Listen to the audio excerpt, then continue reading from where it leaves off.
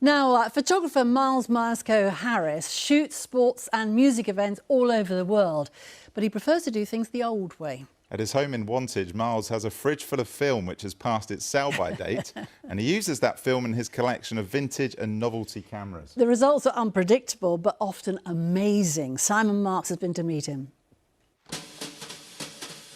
At his home in Wantage, Miles Harris has a special fridge, and everything in it is out of date. Old film is what he needs for his collection of old cameras, which were just a bit of fun, but they've become his full-time job. I started getting really interested in expired film, particularly.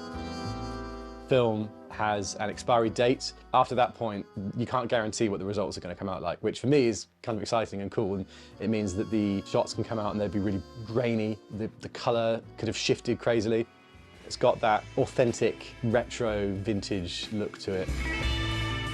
And that sort of unexpected nature of what you get back, I just find it really fun. And that vintage look is in demand. Miles receives commissions to shoot photographs and cinefilm all over the world. I'm at these very prestigious and modern stadiums and things like that, shooting them on cameras sometimes that are 130 years old. After taking the photographs, Miles develops the film in a chemical process. Let's hope we've got some images on here. The moment of taking the film off the reel and seeing the negatives is so satisfying. Only then does he see the results. Yeah, came out really nice actually. Sometimes with accidental qualities. This is a light leak, but I think it almost makes the photo. This one at the top, this was shot on a clearly very expired roll of film. She's quite close to me, so the flash from the camera illuminates her quite well.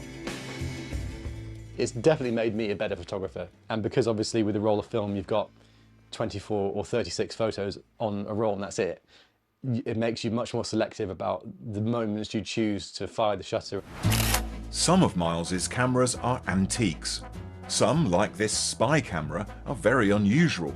Others are just plain silly. Well, this is an Action Man that is indeed a film camera. So it takes a little cartridge film that goes in the back. That's his lens. Take a photo like that. You look like a proper weirdo when you're walking around town with an Action Man.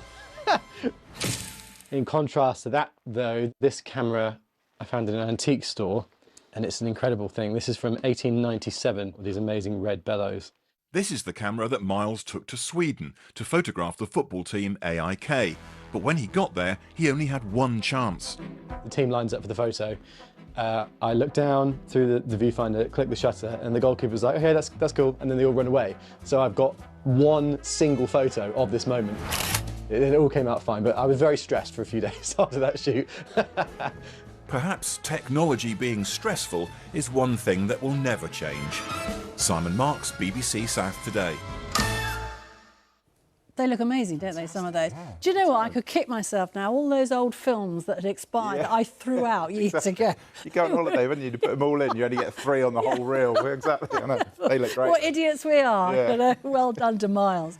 Let's get on to the weather then. So, more rain this weekend, or we get a bit of respite? Well, we're getting more rain tonight, Sally, but yes, Saturday's the better day. Dry with sunny spells. This picture of the sunshine was taken in Netley in Hampshire by one of our weather watchers. And a lovely rainbow photographed in Poole in Dorset by Jules. So through the course of today, we've seen some really quite torrential downpours. In fact, we had reports of 2 tornadoes, one in Farnborough and also Crowthorne in Berkshire. We're expecting some heavy rain overnight tonight. The Met Office have an amber warning and a yellow warning. Of course, I'll talk about that in just a second. But tomorrow is a mainly dry day through the afternoon, but there will be some rain at first and perhaps some showers drifting southwards on a very cold northerly wind. So